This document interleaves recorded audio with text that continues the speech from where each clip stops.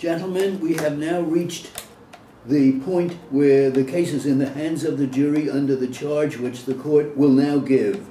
And it is now for the first time entirely in the hands of parties who are in no way interested in the situation that brought about this litigation. This is an action brought by reason of certain occurrences that happened at the store on the strength of the plaintiff complaining that on that day, while she was in the defendant's store, after she had purchased a coat for her daughter, she presented a $100 bill to the cashier of the defendant, and that bill was questioned by the cashier, and that then certain other occurrences took place according to the testimony of the plaintiff and her daughter. She was, as a result of that question of the bill and the subsequent investigation, placed under arrest, first by employees of the defendant, and then by 2 police officers, and then by 2 federal officers, and subsequently released. The plaintiff claims that an arrest was actually made, that the officers told her that she was arrested, and that she was actually arrested and kept under control of the officers up to some time about 6 o'clock in the evening.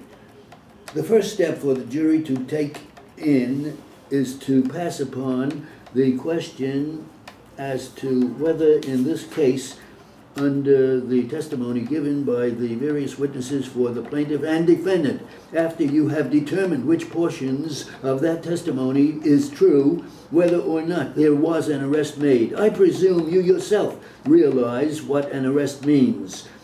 I usually say that a false arrest or false imprisonment is the unlawful restraint of a person contrary to his will, with either process of law or without process of law. It is a trespass of a person committed by one against another by unlawfully arresting him and detaining him against his will. In an arrest, it is not absolutely necessary that there shall be any hands laid on the person, or there should be any personal violence or personal force used in making the arrest. The statement by an officer or by someone with the power to enforce his statement that he has placed a person under arrest is sufficient to say that an arrest was made. The circumstances of the happening of that afternoon are disputed, and it is for you to consider the testimony of each one of the witnesses and give it such value as you feel it is entitled to. The testimony on behalf of the plaintiff in reference to these circumstances is given by her friends. The testimony by his store manager, by 2 officers of the police force, and by one of the federal detectives who has special charge of that particular kind of a case.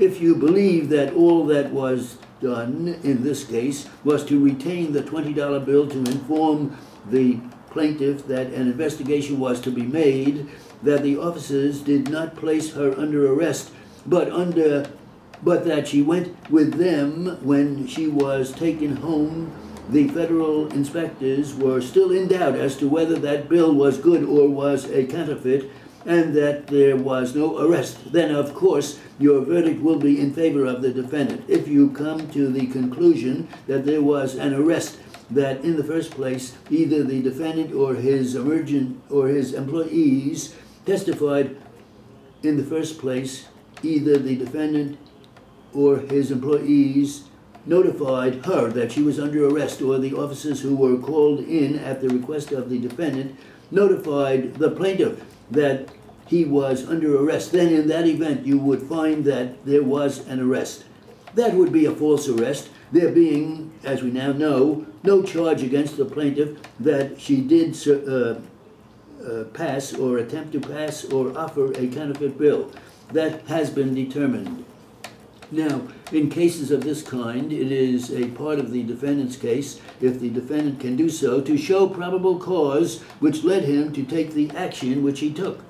In the first place, was there an arrest? If there was an arrest, that ends the case. If there was an arrest, then you will proceed to consider the case and to consider the truth or falsity of the other testimony that has been given in reference to this bill.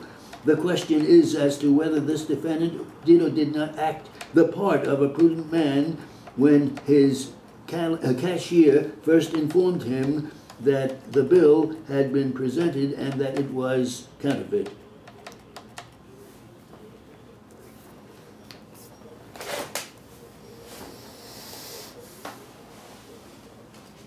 What's that? That's good. 210. Oh, really? I was about 15 words short of 21. 20 is 200.